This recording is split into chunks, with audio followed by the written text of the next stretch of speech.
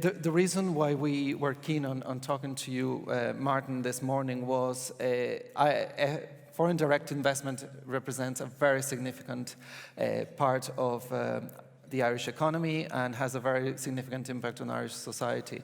So what we really wanted to see is for somebody who is probably knocking on the doors of the most important companies in the world to see where sustainability is at and where is it evolving, what pressures are there and what opportunities are.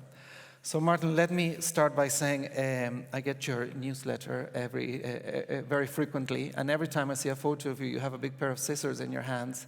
So I presume it's been a positive year for FDI in Ireland, and what sort of projections would you have? Are you satisfied with how we're going? Thanks, Thomas. Firstly, thank you for having me this morning. Obviously, from an IDA perspective, we see this as hugely important. All the themes running through sustainability. From an FDI perspective, it's been a positive year. I suppose we're in the fifth year of a 5-year strategy, which we set out at the end of 2014. It runs from 2015 to 2019. We set ambitious targets as part of that strategy to win 900 investments, 80,000 jobs, to increase investment in R&D in Ireland by about 3 billion. And I think crucially to increase investment in all regions outside of Dublin by 30 to 40%. Because going back to something you said in the opening, your opening address, we need to bring everybody with us. And that societal cohesion and inclusivity is hugely important. So all people need to feel the benefit of investment, of economic growth, and that's obviously our ambition. As we approach the end of this strategy, those targets have largely been met. By the end of the year, I expect that particularly that target around regional growth will be met. So we prepare the next strategy, and a lot of the issues that you have just mentioned will form part of the next strategy, and I can expand on that in a few moments. But we approach the next strategy coming from a strong base. The year to date, 2019, has been very strong, but there are, I think, significant clouds on the horizon, and they do relate to geopolitical unrest and trade tensions and the global projections for economic growth. I suppose everything that we do from an IDA perspective has a societal aim. I mean, the reason we attract foreign direct investment to this country, the reason we support foreign direct investment is obviously for economic purposes and to generate economic growth, but ultimately that is for the benefit of the people of Ireland. That's why we do it, and FDI makes a significant contribution in that regard. Over 19 billion spent in the economy each year through salaries, through spend on services, spend on materials. As we know, multinationals account for 80% of all the corporate tax take in this country at the moment, and increasing. Actually, IDA clients alone account for 67% of that corporate tax take.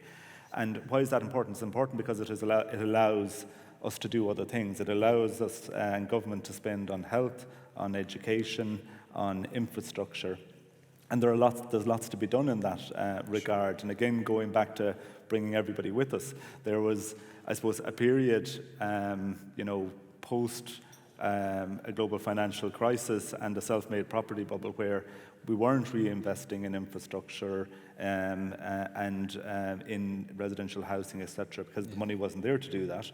And we now have to play catch up and ensure that we have the carrying capacity within the economy, both to deal with the growth that we are experiencing, but more importantly, to make sure that everybody is coming with us.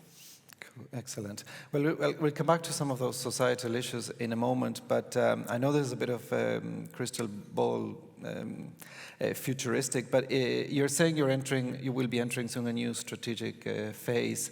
In terms of the sectors that we want to bring to Ireland, do you think that's going to be changing, looking at some of more the disruption that's happening there in terms of technology?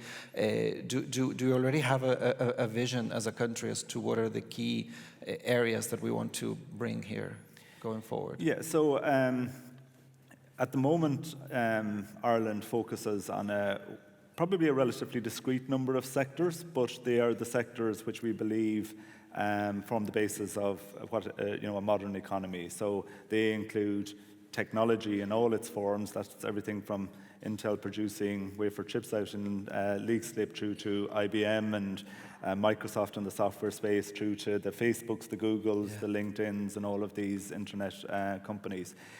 Pharma, particularly biopharma, where we have seen very significant capital investment into this country in the last 10 years, medical technologies, international financial services, engineering, and food, where we obviously have somewhat of a natural advantage.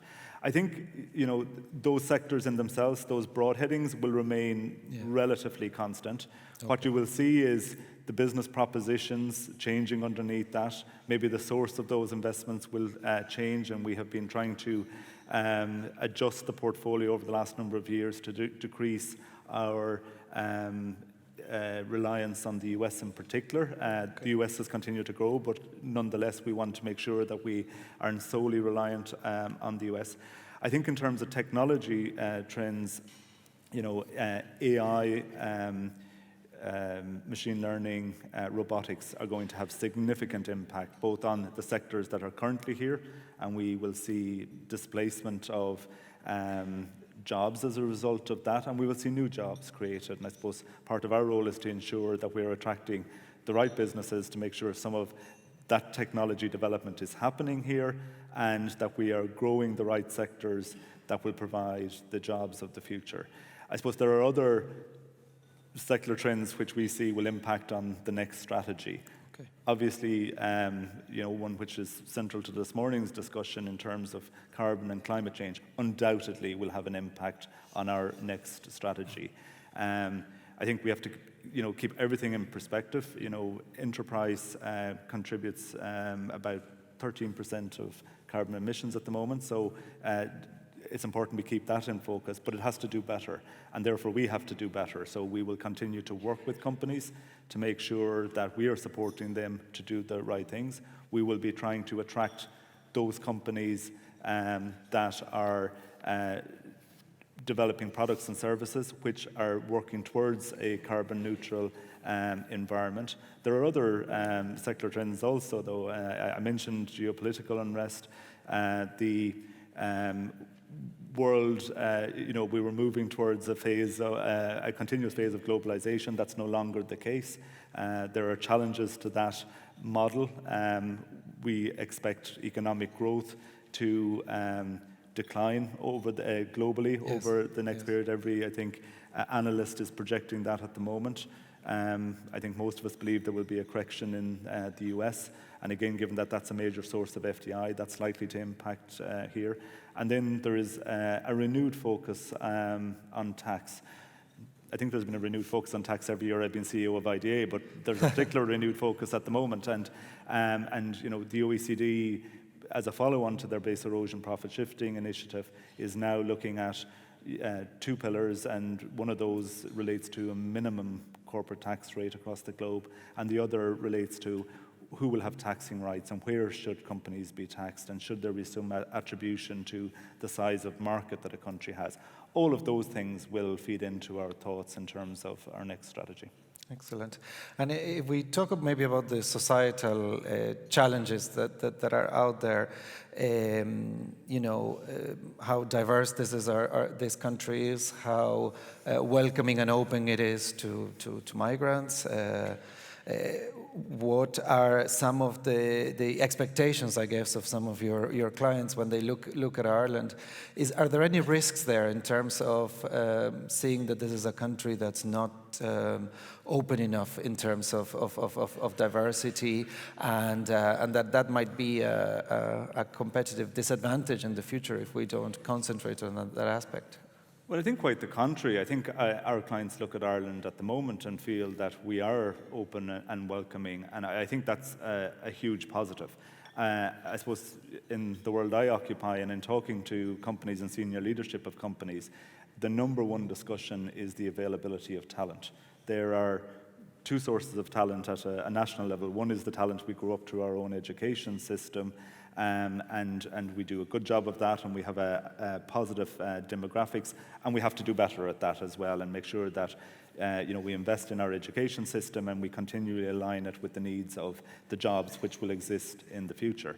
The other source of talent, obviously, is the talent that we attract from elsewhere and talent that comes from other European countries or further afield. And we have a situation now where about, I think, 16.3% at the moment of the labour force is non-Irish born, and 27% of the technology labour force is non-Irish born.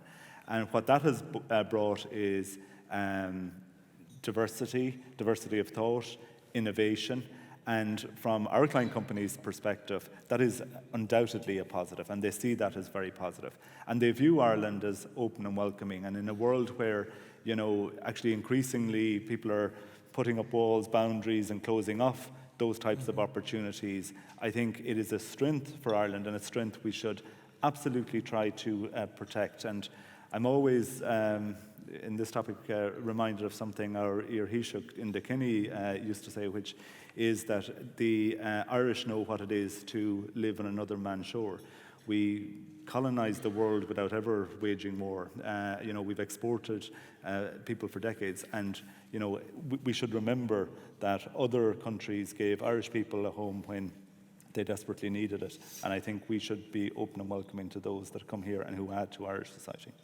And if I think about the checklist, I guess, that an investor has when they meet you, so talent is the number one, and I'm sure there are other aspects. So you talked about tax.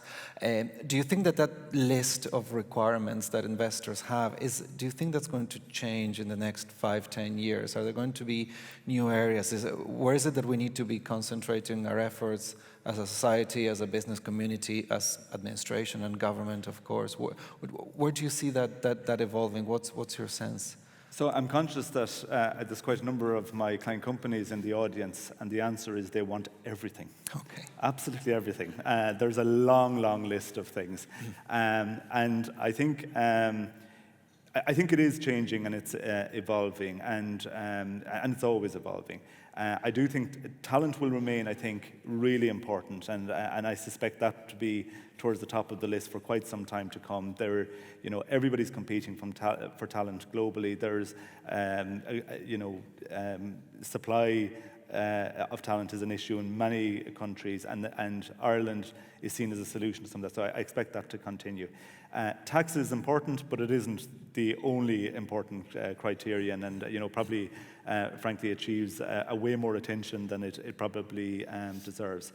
I think the issues around sustainability in all its forms, again, are moving up the list, and some of that is led by altruistic reasons, and some of that is led by the fact that customers are leading companies to do the right thing, and they want to be seen to do the right thing, and they know in order to continue to have a sustainable business model, they have to do that. So I expect,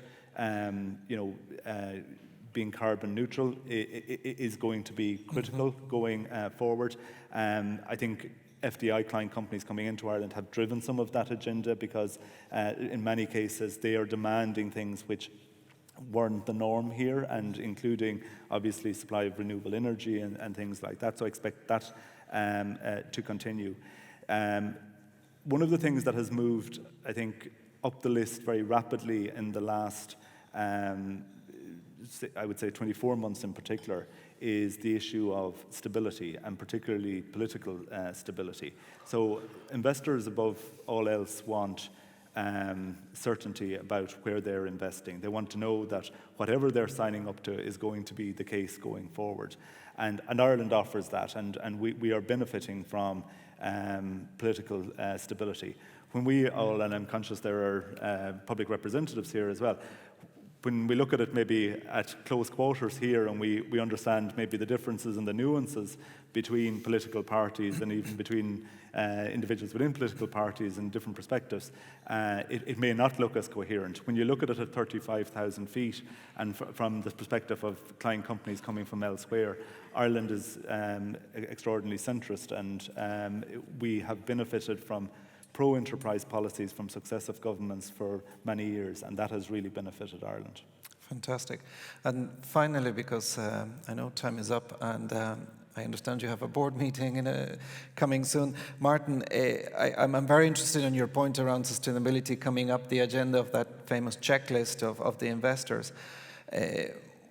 What do we need to do in order to make sure that that box is ticked? I mean, in terms of the business community, what is it that we need to be better prepared so then we can meet those expectations and even challenge more those companies coming to Ireland? Yeah, so I think when I think about sustainability, I think about it in all its forms, okay? And you know, climate action and carbon, very important part of that, but D&I, very important part of that. The community and inclusiveness and how we bring people together. From our own perspective in IDEA, we've started to think about this in the context of the UN Sustainable Development Goals, and I see you're wearing your badge this morning. And actually, we started in 2018 reporting within our annual report under the Sustainable Development Goals framework, and we are by no means there yet, but we are going to continue now to build out that reporting mechanism so that we ensure that we have a balanced scorecard when it comes to sustainability and we're not overly focused on one area or the other. There are some immediate areas which I think are going to assume a lot of attention, a lot of prominence, and I think the whole issue of climate change and carbon is going to be one of those, and certainly from our perspective it is going to feature heavily in our upcoming strategy, which we will launch early next year, and that will be from severalfold. It will be how we act ourselves as IDA in terms of our agenda around carbon and carbon neutrality, and that's everything from, we've just moved to a new building, which thankfully is extraordinarily energy efficient, and you can do that with a new building. But we also own a lot of property and land across the state, and how do we manage those to best effect? And we're continually, and we have public sector goals that we have to achieve in terms of efficiency there. And then how do we work with our client companies to make sure that Ireland is attractive from this perspective, and we get them to do more here in terms of carbon and climate change. Fantastic. Martin, thank you very much. That was really interesting, useful, and hopefully we'll continue to track how things progress in IDA in terms of its sustainability to bring more sustainable businesses to this country. And thanks for mentioning Sustainable Development Goals. That's actually very important for us as well. Ladies and gentlemen, Martin Shanahan. Thank you. Thank you very much.